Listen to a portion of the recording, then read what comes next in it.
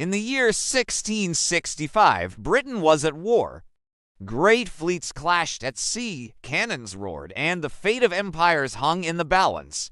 But on the home front, in the heart of the kingdom, another war was being fought.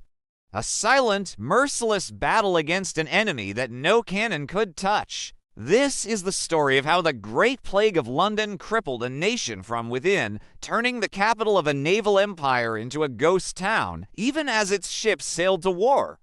The year began with the sounds of conflict. The Second Anglo-Dutch War was underway. But as spring turned to summer, a different sound began to haunt the streets of London. It started softly, a church bell tolling for a death in a distant parish.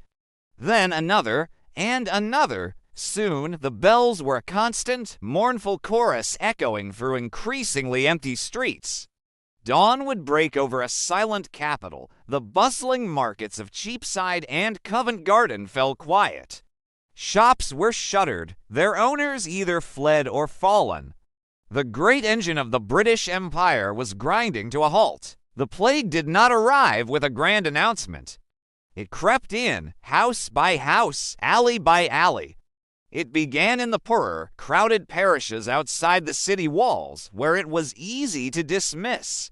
But this was no common sickness. By July, it was undeniable. The bills of mortality, the city's weekly death count, began to climb at a terrifying rate. 1,000 deaths a week, then 2,000. At its peak, over 7,000 souls were lost in a single week. The official response was desperate and brutal. A red cross was painted on the door of an infected house, along with the desperate prayer, "Lord, have mercy upon us." The house was then sealed, with the healthy trapped inside alongside the sick and dying. For 40 days, they would be prisoners in their own homes, watched over by guards to prevent their escape. Families watched from behind their windows as the world moved on without them, their only contact with the outside world being the grim, nightly arrival of the death cart. The cry of "Bring out your dead" became the city's lullaby. Carts, heavy with the day's harvest, rumbled through the darkened streets toward massive plague pits dug in the churchyards, where bodies were buried in layers, covered with quicklime. While London was dying, the war at sea demanded men and resources. The Royal Navy needed sailors to man its warships, dock workers to repair them, and provisions to sustain them. But the city that was meant to supply it all was being hollowed out. Press gangs, who once roamed the taverns forcing men into service, now found those taverns empty. The dockyards along the Thames, once a hive of activity, grew eerfully quiet. Skilled shipwrights and rope makers were either sick, dead, or had fled the city. The plague took the sailors the Navy needed, the workers the yards depended on, and the administrators who organized it all. The war effort was paralyzed not by enemy cannon fire, but by disease. The government, including the king and his court, had abandoned London for the relative safety of Oxford.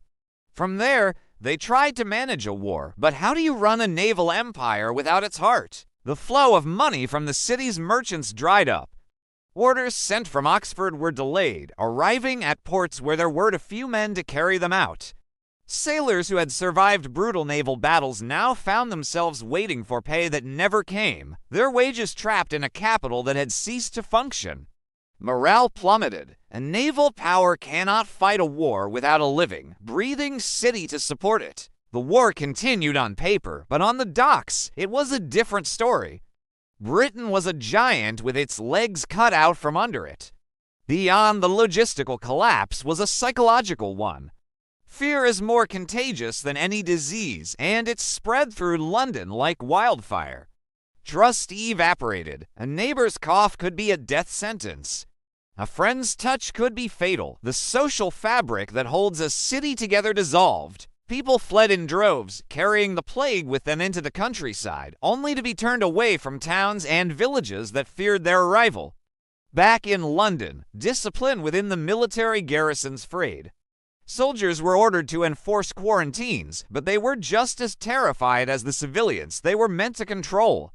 They avoided contact, deserting their posts to save themselves. The confidence of the people in any form of authority, the crown, the church, the military, was shattered.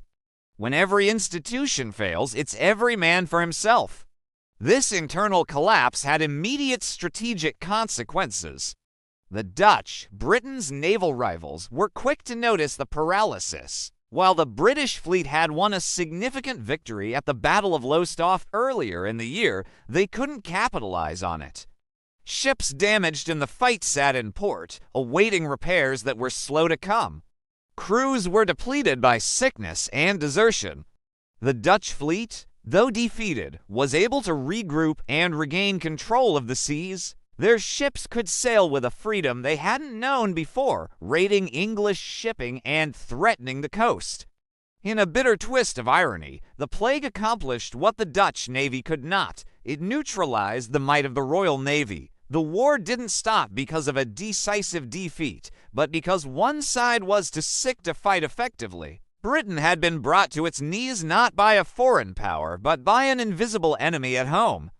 The year 1665 was a year fought onto fronts. One war was waged on the open sea, with gunpowder, steel, and strategy. It was a war of nations, for control of trade routes and colonies. The other war was fought in the dark, narrow streets of London. It was a war against an unseen enemy, fought with quarantine, prayer, and quiet desperation. It was a war for survival itself. While smoke from naval cannons clouded the English Channel, the smoke from London's plague pits clouded its skies. One enemy came by sea, loud and visible. The other was already inside the gates, silent and far more deadly. The Great Plague revealed a stark truth. An empire is only as strong as the people who sustain it. And in 1665, the people of London were dying. Thank you for watching. Don't forget to like and subscribe for more stories from history's forgotten fronts.